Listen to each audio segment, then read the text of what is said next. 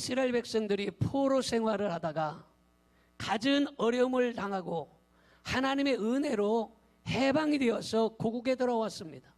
그 고국에 돌아와 보니까 화려했던 성터는 다 무너지고 성전이 무너지고 집들이 다 무너져 버리고 황폐해져 버렸습니다. 그래서 그들이 성터와 성전과 가옥들을 복구하면서 새로운 삶을 살고자 노력했습니다. 그들은 바벨론에서 70년 동안이나 포로가 되어서 노예 생활을 하게 되었습니다. 생각해 보세요. 여러분, 우리가 36년 일제 압박만 당했어도 그렇게 70년 동안 포로로 노예 생활을 했으니 얼마나 힘이 들었겠습니까? 이래서 이들의 신앙이 다 떨어지고 지쳐 있었습니다. 오늘날 성도들도 마찬가지예요. 환경이 복잡하고 어려울 때 신앙이 떨어진다는 것을 잘 알아야 됩니다. 갈라디아서 6장 9절을 한번 보겠습니다. 우리가 선을 행하되 낙심하지 말지니 포기하지 아니하면 때가 이름에 거두리라, 이렇게 말하고 있어요. 여러분, 사람들이 이 신상이 복잡하고 먹고 사는데 힘들고 환경이 어려운 일이 찾아오면 신앙생활하는데 상당히 제약이 많아요. 그래서 돈도 벌어야지, 애들 학원비도 대줘야지, 먹고 살아야지. 그러니까 신앙이 떨어질 수밖에 없다는 거예요. 환경이 복잡하면 신앙이 떨어지는 거예요. 이런 때일지라도 낙심하지 아니하면 때가 이르면 거둔다라는 사실을 알아야 되는 거예요. 왜냐하면 살아있는 물고기는요, 비가 쏟아지고 홍수가 나서 흙탕물이 떠내려가도 그 고기는 헤엄쳐서 더 높이 올라갑니다. 그래서 우리 어렸을 때 가만히 생각해 보면요, 비가 억수같이 쏟아지고 났을 때에 마당에 고기가 허옇게 깔렸던 적이 한두 번이 아니에요. 여러분들은 그런 거 구경한 적 없어요? 있죠? 비가 오고 나면 이게 고기가 그냥 흙탕물을 타고서 올라와 가지고 마당에서 있다가 물이 빠져나가니까 같이 못 빠져나가서 마당에 있고, 이제는 마당 옆으로 물이 흘렀던 이런 곳에는 고기가 그냥 가득 있었어요. 홍수가 나고 비가 오면 그 고기들이 그냥 거슬러서 그냥 올라가는 거예요. 그런데 죽어 있는 고기는요, 다 떠내려가게 되어 있는 거예요. 마찬가지로 우리가 아무리 환경이 어렵고 복잡하고 신상이 힘들다 할지라도 낙심하지 아니하고 믿음으로 거슬려 올라가면 그런 모든 일들을 이겨내는 줄 믿으시기를 바랍니다. 믿음을 가진 성도라면 고난의 홍수가 찾아온다 할지라도, 문제의 흙탕물이 몰려온다 할지라도 믿음이 더 성숙되어서 앞으로 전진해 나가야 할 줄로 믿습니다. 그러므로 오늘 이 시간에 여러분, 기왕이면 순금 성도 되기를 바라고, 기왕이면 거침돌이 아니라 디딤돌이 되기를 축원합니다. 자, 그렇다면 첫째로 순금 등대는 성전에서 필요하다, 이 말이에요. 스가랴서 4장 9절을 보겠습니다. 스룹바벨의 손이 이 성전의 기초를 놓았은즉 그의 손이 또한 그 일을 마치리라 하셨나니. 여러분, 이렇게 말하고 있어요. 여러분, 이 말은 무슨 말입니까? 순금 등대는 성전에서 필요하다, 이 말이에요. 순금으로 만든 등대가 성전에 보기 좋게 장식력으로 만들어 놓은 게 아니에요. 순금 등대를 성전에다 놔두고서 구경해라 해서 순금 등대 만들어 놓은 게 아니에요. 순금 등대는 여러분, 불을 피우려고 만들어 놓은 거예요. 교회에 순금 등대가 필요한데 우리가 순금 등대가 되어야 되는 거예요. 할렐루야. 구경시키려고 순금 등대 만들어 놓은 게 아니에요. 하나님께서 우리를 부르신 것은 빈자리 채우려고 부른 게 아니에요. 순금 등대가 되라고 부른 거예요. 할렐루야. 빈자리 채워야 뭔 소용이 있어요? 빈자리 채워야. 빈자리 채우려고 만든 게 아니라 순금 등대 되라고 만든 거예요. 할렐루야. 여러분, 그래서 오늘 이 시간에 순금 등대가 되어서 하나님의 영광을 위하여 빛을 발하는 여러분들이 되기를 바랍니다. 고린도전서 10장 31절에 보니까 같이 봅니다. 그런즉 너희가 먹든지 마시든지 무엇을 하든지 다 하나님의 영광을 위하여 하라 이랬어요. 밥을 먹어도 하나님의 영광 해야 돼요. 밥을 먹어도, 놀러 가도, 움직여도, 봉사해도 다 하나님의 영광을 위해서 하라는 거예요. 물을 마셔도 목말라서 마시는 게 아니라 나는 하나님의 영광을 위해서 마시. 밥을 먹어도 나는 하나님의 영광을 위해서 먹어야 돼. 왜냐? 여러분, 밥 먹어서 내가 건강해져서 다른 데 돌아다니고 믿음 생활 엉터리하게 하려고 일해서 밥 먹는 게 아니에요. 밥 먹는 것도 나는 하나님의 영광을 위해서 먹는 거예요. 등대는요, 혼자서 빛을 비출 수가 없어요. 순금 등잔이 어떻게 혼자 불을 비치겠어요? 자기가 태워져서 불이 비춰지는 거예요. 그래서 이 순금 등잔은 내가 태워져서 빛을 내야 된다 이 말이에요. 할렐루야. 그래서 마태복음 5장 15절에 사람이 등불을 켜서 말 아래에 두지 아니하고 등경 위에 두나니 이름으로 집안 모든 사람에게 비추느니라 이렇게 말하고 있어요. 순금 등대, 이 순금 등잔에는요 바로 기름을 넣어서 불을 피우는 거예요. 그래서 우리가 바로 기름이 태워지듯이 내가 태워지고 희생해야 빛을 발하는 거지, 내가 태워지지 아니고 멀쩡하게 그냥 있으면 절대로 빛이 나지 않는 거예요. 그래서 마태복음 25장 8절을 봅니다. 미련한 자들이 슬기 있는 자들에게 이르되 우리 등불이 꺼져가니 너의 기름을 좀 나눠달라 하거늘 이랬어요.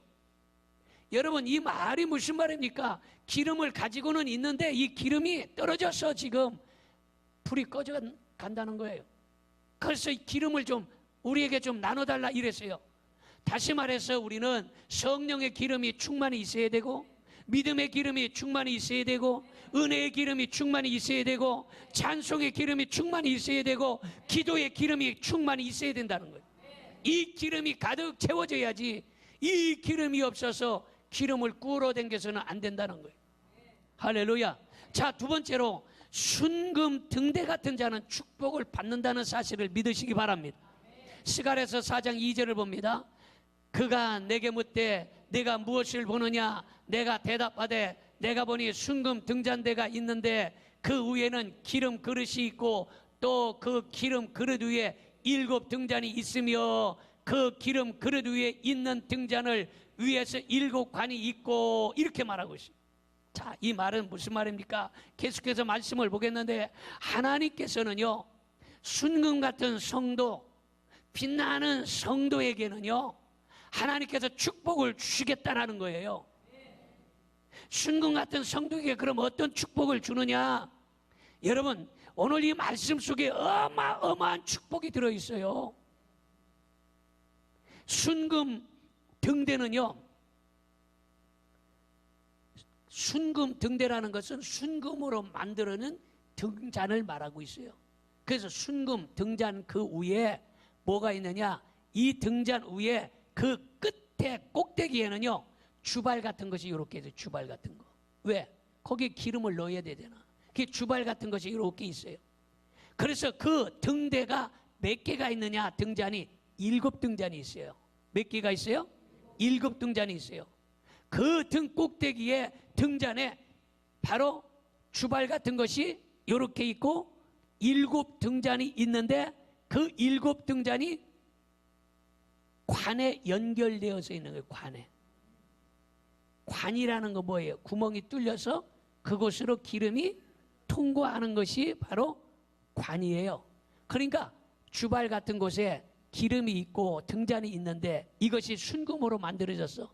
근데 이 순금으로 만들어졌는데 그곳에 바로 7관이 있어. 이 7관이라는 것은 그곳에 기름이 흘러내린다 이 말이에요. 그런데 여기에서 7이라는 수는 완전수고 축복의 수고 행운의 수예요. 할렐루야. 그래서 이 등잔에 바로 7관이 있어요. 7관. 여러분 잘 알아야 될 사실은요, 제가 몇 번씩 강조해서 얘기를 했습니다마는 7은 완전수고 축복의 수예요. 6은 땅의 수고 마귀의 수예요. 그래서 7에 성경에 보면 7은 하나님께서 천지를 창조하시고 하리를 주셨다. 7은 완전수예요. 그래서 이 7이라는 수는 다 기독교인이 좋아해요.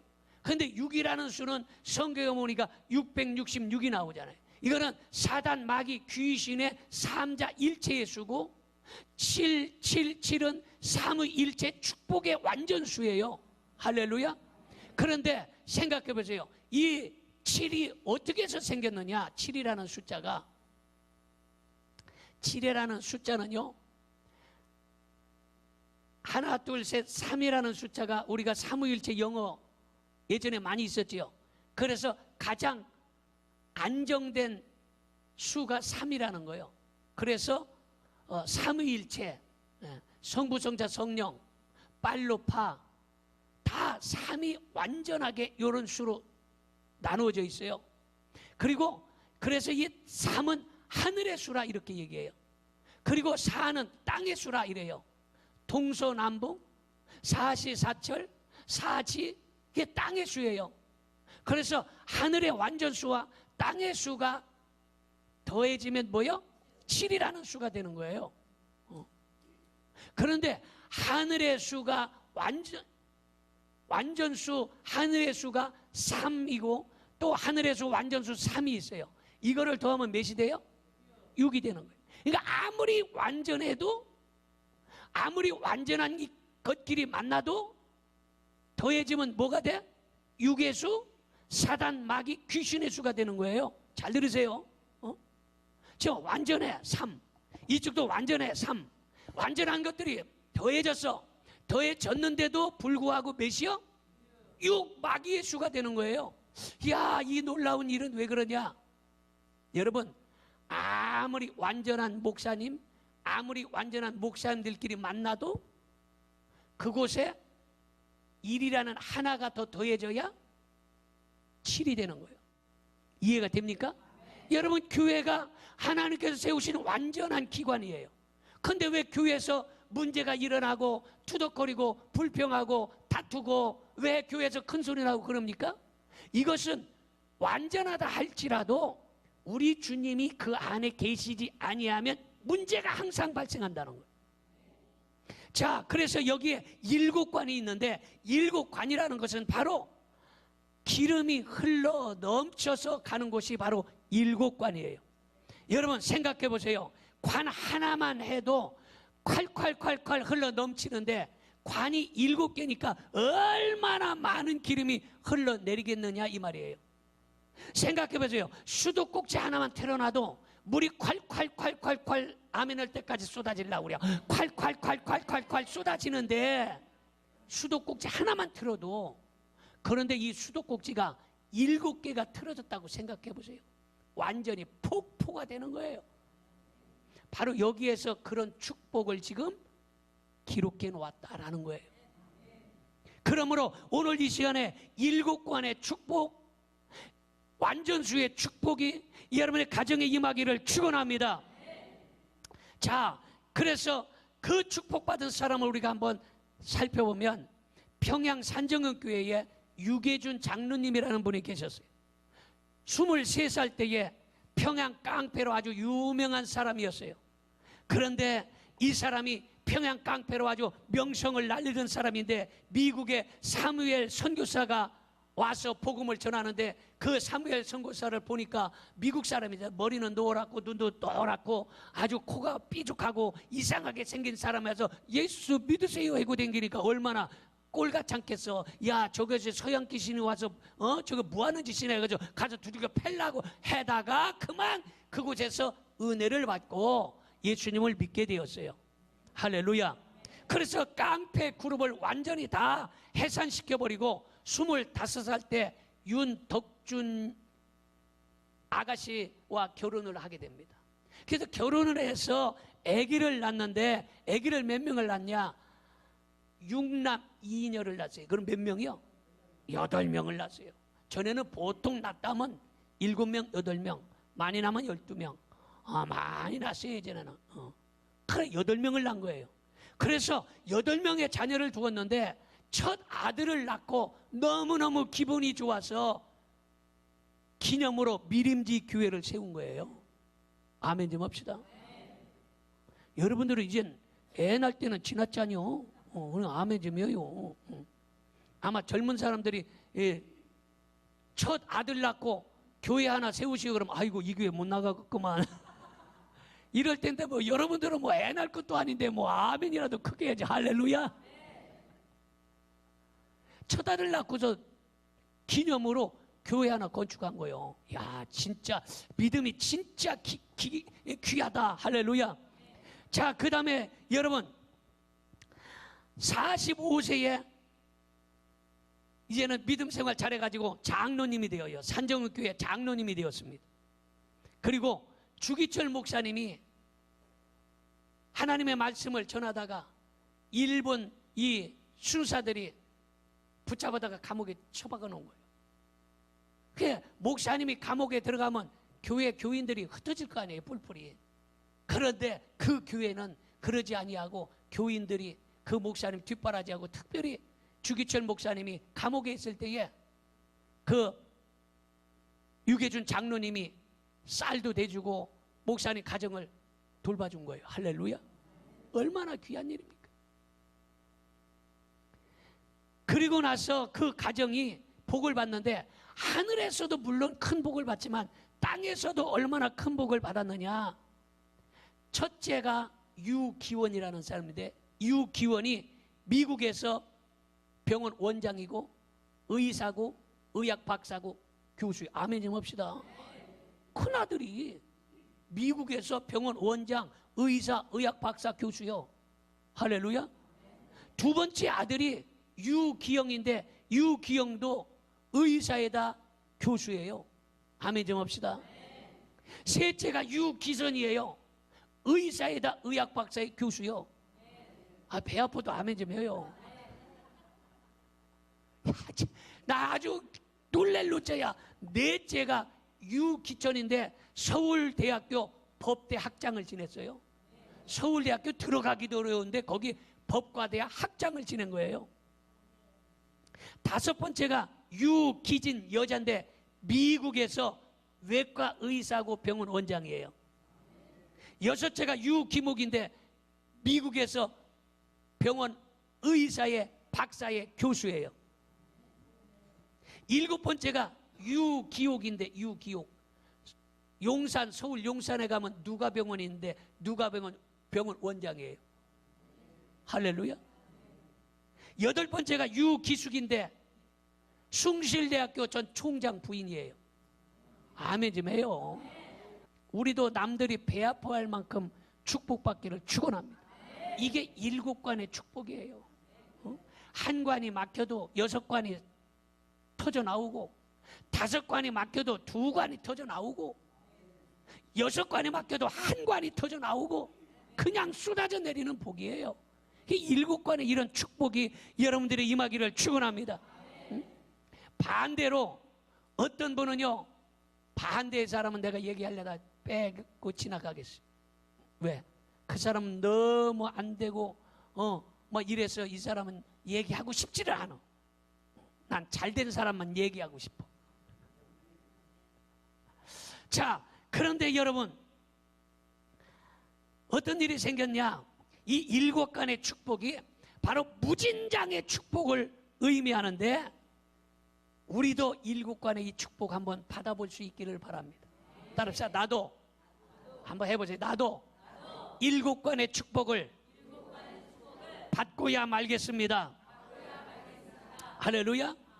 나도 일곱 관의 축복을 좀 받아보자. 이게